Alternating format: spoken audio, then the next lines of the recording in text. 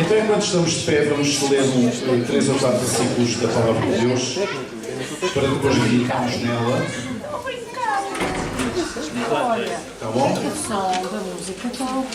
João capítulo 18, versículos 28 a 30. Depois vamos ler outros, mais alguns, mais à frente, mas este é o texto de partida.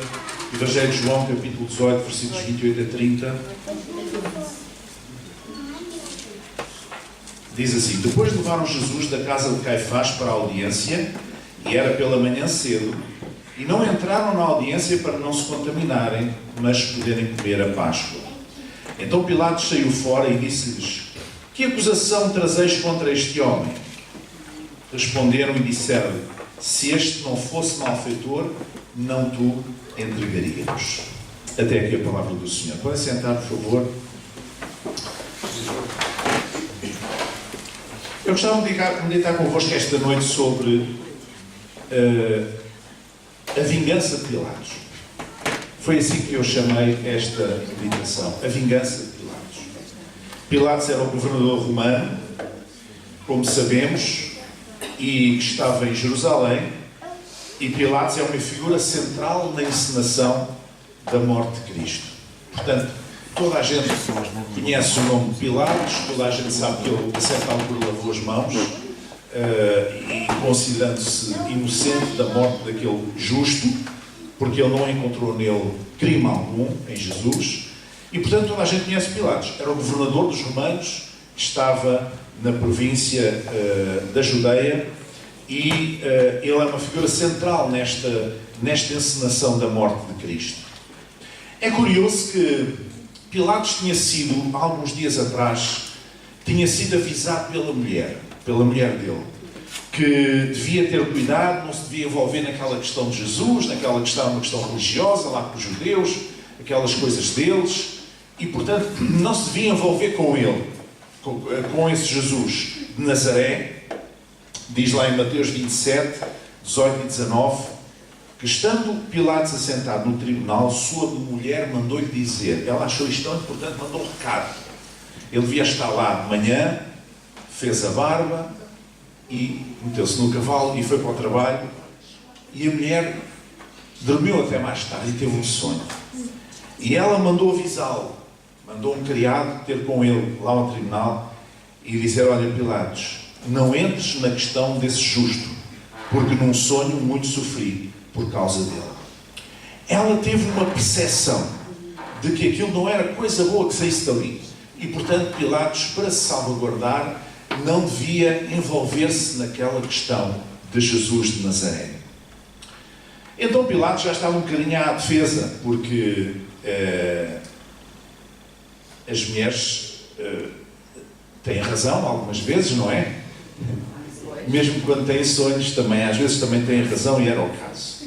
Por outro lado, Pilatos sabia que aquela questão religiosa era uma questão, a motivação que estava por trás daquela questão era uma motivação de inveja.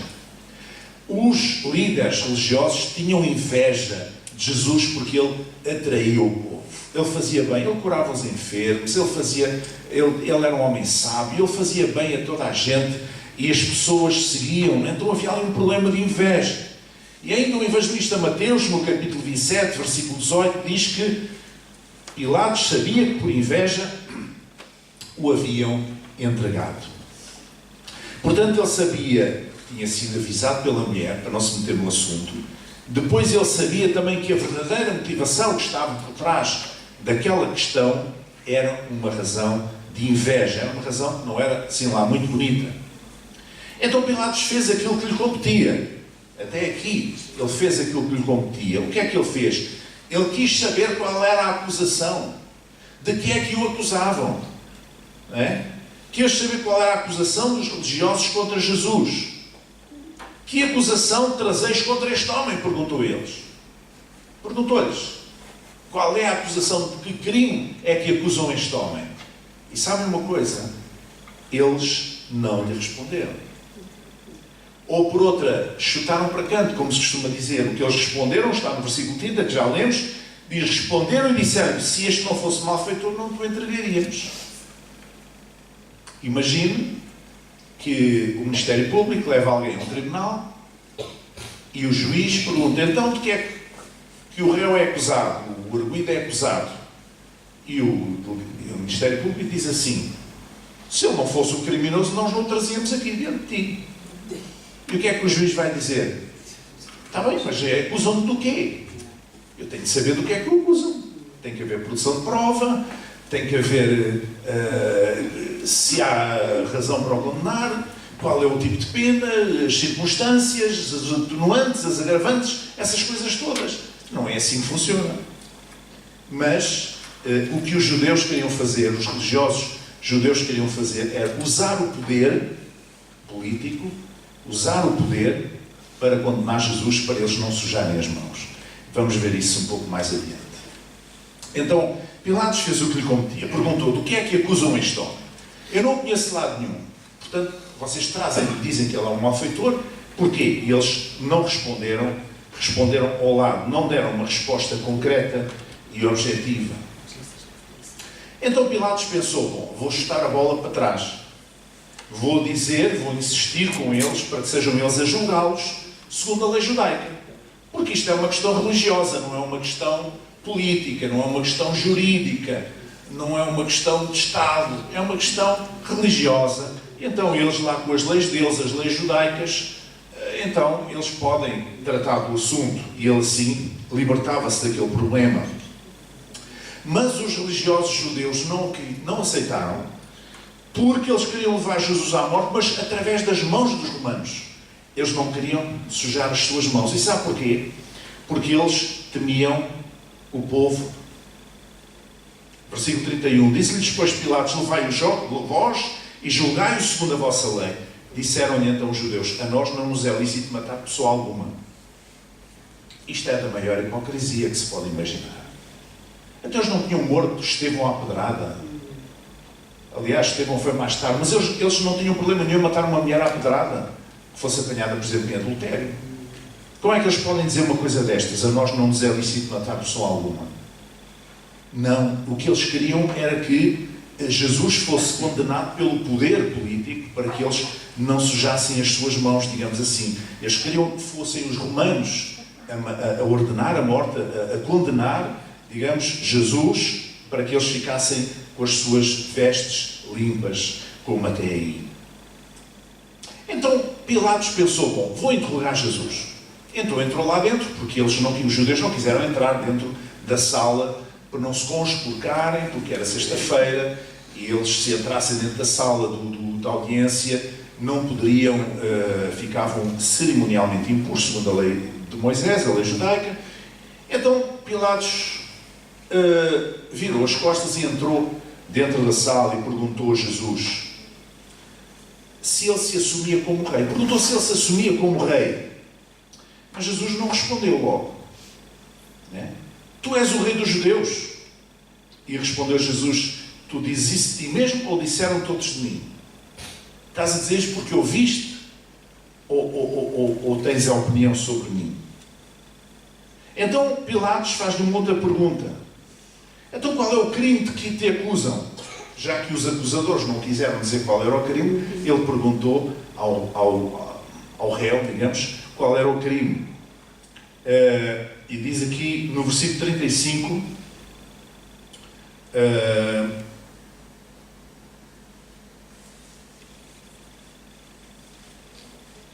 36. Não.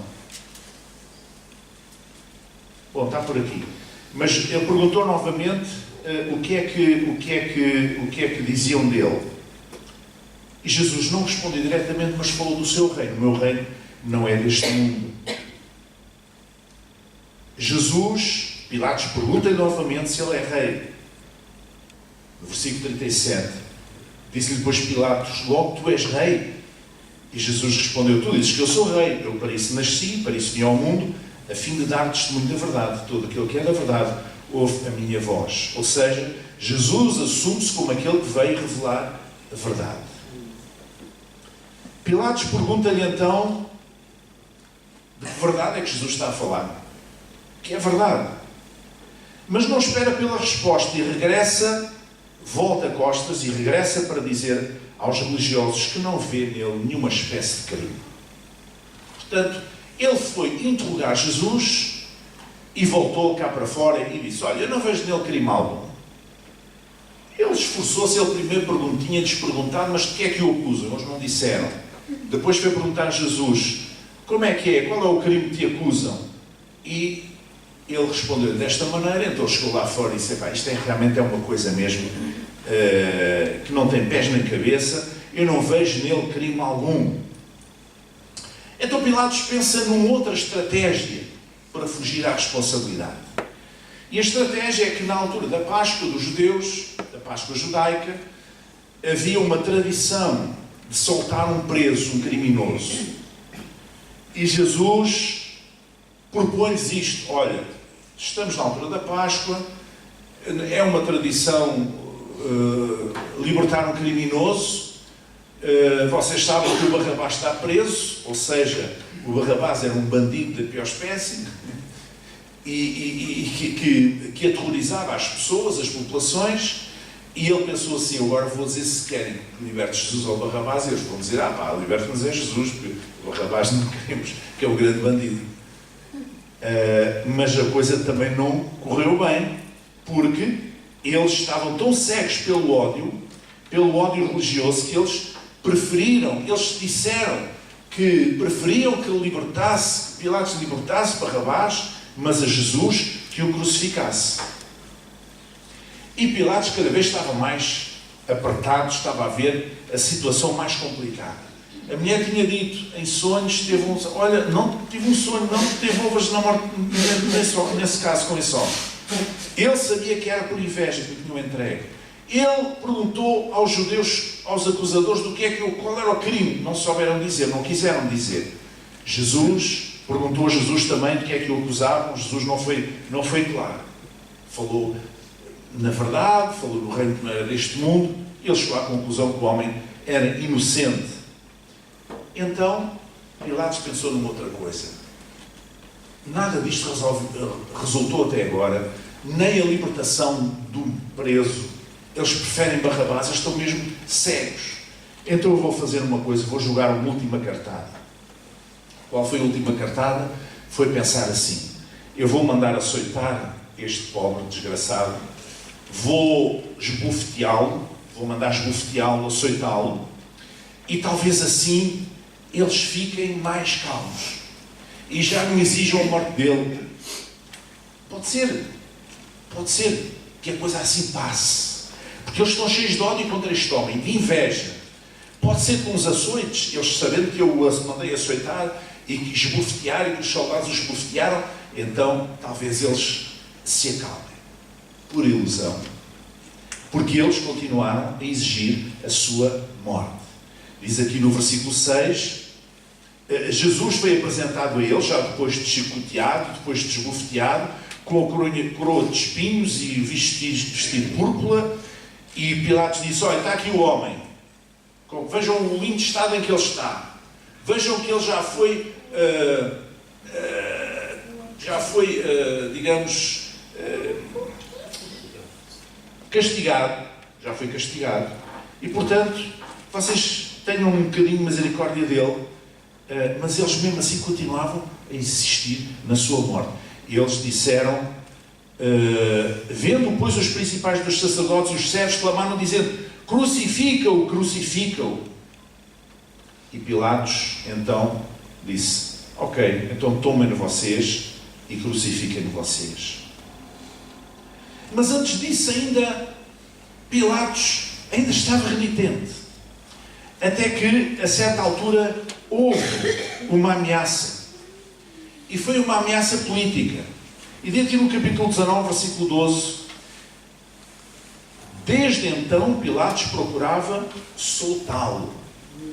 Apesar do povo ter exigido, os líderes dos sacerdotes terem exigido que Pilatos o crucificasse, ainda assim Pilatos tentava soltar Jesus. E diz aqui no versículo 12, tentava soltá-lo, mas os judeus clamavam dizendo: se soltas este, não és amigo de César, qualquer que se faz rei é contra César. E foi só aqui que Pilatos realmente cedeu. A religião usou o poder para cometer um crime, pensando que assim mantinha as suas mãos limpas. Mas afinal, quem lavou as mãos foi Pilatos. Nós vemos que Pilatos tinha alguma consideração pela pessoa de Jesus, porque ele, mais tarde, já depois de Jesus ter sido crucificado, ele permitiu que José de Arimateia recolhesse o corpo de Jesus e o sepultasse num sepulcro que era dele, numa terra dele. Então, qual foi a vingança de Pilatos? Perguntam vocês. Qual foi a vingança de Pilatos? Porquê é que eu chamei isto a vingança de Pilatos? Veja bem, Pilatos não queria crucificar Jesus. Pilatos não achava em Jesus qualquer crime. Pilatos, ainda assim, usou de todas as estratégias que estavam na sua mão para evitar condenar aquele homem à morte. Para evitar que ele fosse crucificado. Porque metia-se pelos olhos dentro de Pilatos que aquele homem não era nenhum malfeitor, não era nenhum criminoso, não era nenhum perigo público. Era uma questão religiosa. E ele conhecia bem o que é que a casa gasta, não é? Ele conhecia bem aquela gente. Ele sabia que tinha, volta e meia, muitos problemas com aqueles líderes religiosos. O que é que ele podia fazer? Ele podia vingar-se. E a vingança foi esta. A tradição dizia que o crucificado, a tradição judaica, levava que um crucificado tivesse em cima da sua cabeça, pregado na cruz, uma placa com a designação do seu crime. Este homem está aqui porque é um ladrão, roubou, ou assassinou, ou fez ou isto ou aquilo. Portanto, a designação do crime era colocada por cima da cabeça, preso no madeiro. E isto era a tradição. E a vingança de Pilatos foi esta. Ele mandou pôr lá uma placa a dizer: Jesus Nazareno, Rei dos Judeus. E isto incomodou aqueles homens, incomodou aqueles líderes religiosos, que eles disseram: não ponhas que Rei dos Judeus, põe que ele disse que era Rei dos Judeus. E Pilatos disse: o que escrevi. Vão dar uma volta à bezelga, agora não há volta a dar. Mas não foi isso que vocês quiseram, não é? Pois agora eu vou pôr ali em cima para toda a gente ver que é o Rei dos Judeus. Vocês não diziam que ele... Então pronto, agora, Rei dos Judeus. Mas há um pormenor curioso, é que aquela placa foi escrita não numa língua, mas em 3 línguas diferentes. Isto tem um significado, tem um alcance. Desde logo foi escrito em hebraico. E o hebraico era a língua da religião, do judaísmo. Para que os judeus, os líderes do judaísmo, soubessem que Jesus era o Rei dos Judeus. É certo que não era um rei temporal, não era um rei político, mas era um rei espiritual. Ele veio estabelecer o reino de Deus. Ele disse: o meu reino não é deste mundo. Mas apesar disso, um rei, um senhor, um soberano. E os judeus tiveram que engolir na sua própria língua, na língua da sua religião, na língua litúrgica, na língua em que eles cultuavam a Deus, em que eles cantavam os seus salmos, em que eles liam em que eles faziam as suas orações, em que eles liam os textos do Antigo Testamento, na sua língua, no hebraico. Eles tiveram que ver com os seus olhos: Jesus Nazareno, Rei dos Judeus. Mas depois estava escrito também numa segunda língua, que era em grego.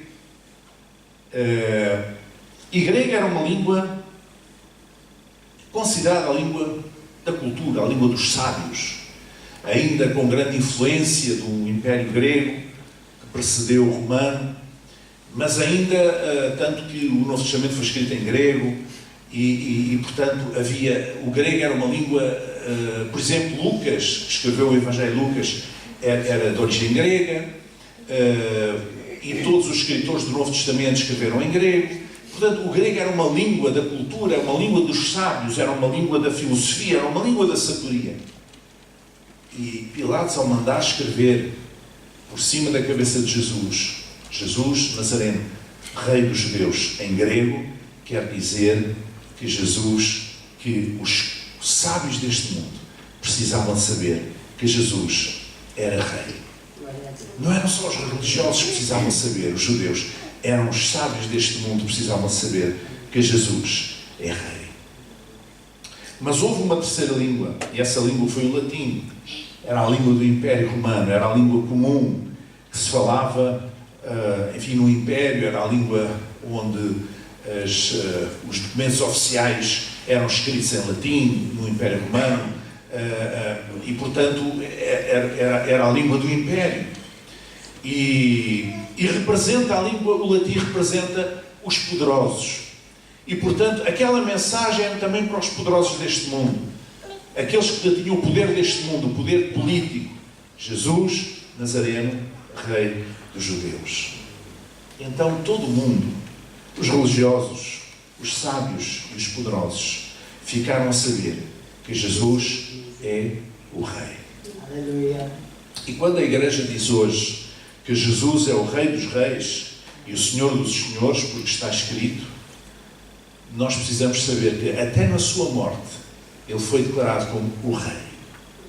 Apesar de ser uma morte de cruz, apesar de ser uma morte ignominiosa, apesar de ser uma morte, um tipo de morte que era dedicada apenas aos criminosos.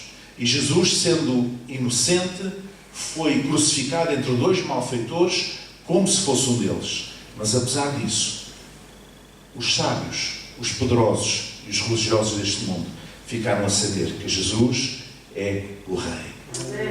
E esta é a mensagem da cruz. É uma parte importante da mensagem da cruz. Apesar de ter morrido na cruz, ele não ficou nela. Ele ressuscitou ao terceiro dia. No domingo vamos celebrar a ressurreição. Então, apesar disso, ele era o Rei.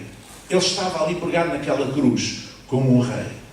Sabe que eles quiseram pôr-lhe a coroa de espinhos para, de certa forma, também zombar dele. Os outros crucificados não tinham coroa nenhuma de espinhos. Isso é uma coisa exclusiva de Jesus. Entre os gregos havia a coroa de louro, não é? Que era atribuída nos Jogos Olímpicos e outros jogos no tempo dos gregos, dos antigos gregos, que era aqueles que ganhavam as corridas, que ganhavam os jogos, aos melhores atletas, eles levavam uma coroa de louros. Era uma coroa de glória, era uma coroa de... aquelas pessoas que tinham aquela coroa mereciam ser admiradas pelo seu esforço, pelo seu trabalho, pela sua capacidade de alcançar grandes feitos. Mas Jesus esteve não uma coroa de louros, mas uma coroa de espinhos. Foi uma coroa para o humilhar, não foi uma coroa para o glorificar. Foi uma coroa para o humilhar. Mas apesar de tudo, era uma coroa. E por portas e travessas, Jesus acabou por ser o único crucificado com uma coroa. Porquê? Porque ele era o Rei. Então, quando nós olhamos para este episódio da crucificação de Jesus, nós podemos concluir que Pilatos representa, de certa maneira, muita gente que existe por aí neste mundo. Pessoas que não se identificam com Jesus, mas que acham que ele é um homem bom, que não veem nele crime algum, que até falam bem dele, assim como Pilatos o quis soltar, as pessoas falam bem dele, mas estão noutra dimensão, não se chegam a ele. E aquilo que a Igreja tem que fazer é mostrar que Jesus não é apenas o Rei dos Judeus, é mais do que isso. Jesus é o Rei dos Reis, é o Senhor dos Senhores. O que a Igreja tem que mostrar é que Jesus não é uma figura para se admirar, é mais do que isso. É uma figura para se receber no nosso coração. É uma figura para ser alguém que é o Filho do Deus vivo, para ser o nosso Senhor e Salvador. É alguém que desceu do céu à terra, que tomou a forma humana, que se entregou a si mesmo por nós, que ao terceiro dia ressuscitou por nós, subiu ao céu por nós e diz a Bíblia que um dia voltará por nós. É isto que a Igreja tem que dizer. Mas Jesus é para todos os povos, raças, povos, línguas, tribos e nações. Ele passa por cima de qualquer barreira cultural, qualquer barreira linguística, qualquer barreira de tradição. Jesus é a luz do mundo. Amém? É o sol da justiça, como diz a palavra de Deus. Não é apenas o rei dos judeus, como aquela vingançazinha de Pilatos que ele quis fazer perante os judeus. Não, ele é o rei dos reis, é o Senhor dos senhores. Que ele seja o rei da tua vida, que ele seja o rei da minha vida, que ele seja o nosso rei, o nosso Senhor. Ele veio para habitar entre nós. Ele veio para estabelecer o seu reino. E eu quero fazer parte deste reino. Eu quero fazer parte deste reino. Quero fazer parte deste reino em que Jesus é Senhor. Porque o reino de Deus é um espaço espiritual em que Jesus reina. Em que o Senhor é Ele. Não são a igreja A, nem a igreja B, nem esta denominação, nem aquela, nem esta doutrina, nem aquela. É Jesus que é Senhor. E eu quero fazer parte deste reino. Amém? E eu acho que vocês também querem. Amém? Vamos chegar em pé. Aleluia. Bendito seja o teu nome, Senhor. Pai, nós te agradecemos pela tua palavra esta manhã, Senhor, esta noite, pela tua presença, Senhor. Te agradecemos porque a tua palavra é espírito e vida em nós, Senhor. Que a tua palavra ilumina a nossa mente e aquece o nosso coração, Senhor.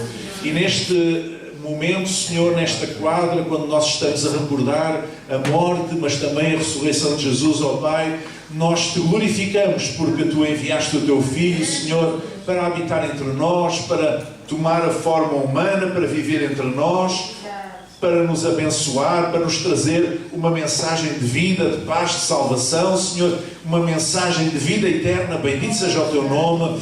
E por isso nós nos alegramos, porque Jesus se entregou por nós, mas ressuscitou por nós. Bendito seja o seu nome. E assim Ele mostrou o seu poder sobre a morte e a sua capacidade de nos poder oferecer a vida eterna da tua presença, ó Pai. Em nome de Jesus nós te agradecemos e oramos para que este tempo seja um tempo que possa, ó Senhor, se passar por cima das tradições que nada têm a ver com a história do Calvário, Senhor. Com estas tradições comerciais, estas tradições, Senhor, que estão presentes, muitas delas até religiosas, que pouco têm a ver com aquilo que se passa verdadeiramente no mundo espiritual. Pouco tem a ver com a história do Calvário, Senhor. Mas que nós possamos levantar os nossos olhos para a Tua Palavra e olhar para Jesus, que é o autor e consumador da nossa fé, aquele que se entregou a si mesmo por nós, que é o nosso Salvador, que nós queremos que seja o Senhor da nossa vida, aquele que a palavra diz que é tudo em todos, Senhor, que Ele preencha o nosso ser, que Ele preencha os nossos pensamentos, que Ele preencha a nossa vida, que Ele toque na nossa vida, que Ele mude a nossa vida, que Ele nos abençoe, que Ele ponha as suas mãos em nós como o oleiro molda o barro, possa moldar a nossa vida de acordo com a sua vontade, o seu querer, Pai, em nome de Jesus. Nós te amamos, ó Pai, porque nós estamos gratos pelo sacrifício de Jesus, pela obra de Jesus no Calvário. Nós estamos gratos porque Ele se entregou a si mesmo por nós, e sabendo nós que Ele se entregou a si mesmo por nós e foi injustamente levado à morte, mas ainda assim Ele quebrou, venceu a força das trevas, Senhor, ao ressuscitar dentre os mortos pelo Teu poder, ó Pai. Por isso nós Te agradecemos. Nós queremos caminhar com Ele, nós queremos viver com Ele, nós queremos, Senhor, ó Deus, ser as Suas mãos, ser os Seus pés, ser os Seus ouvidos, ser os Seus olhos. Nós queremos, Senhor, que Jesus habite em nós e que o mundo possa ver Cristo em nós, Senhor. Que assim seja, Pai. Em nome de Jesus. Em nome de Jesus, que assim seja. Amém. Amém. Amém. Então, irmãos, no domingo vamos estar aqui para celebrar a ressurreição de Jesus. Vamos celebrar a ceia do Senhor, porque é o primeiro domingo do mês, e vamos alegrar com a sua presença, porque Ele não ficou retido no túmulo, Ele ressuscitou. É o único líder espiritual, religioso do mundo inteiro, de muitos que houveram, desde Maomé, Buda, passando por muitos outros, que não ficou preso pelos grilhões da morte, mas que venceu a morte, porque Ele é Senhor. Amém. Uma boa noite.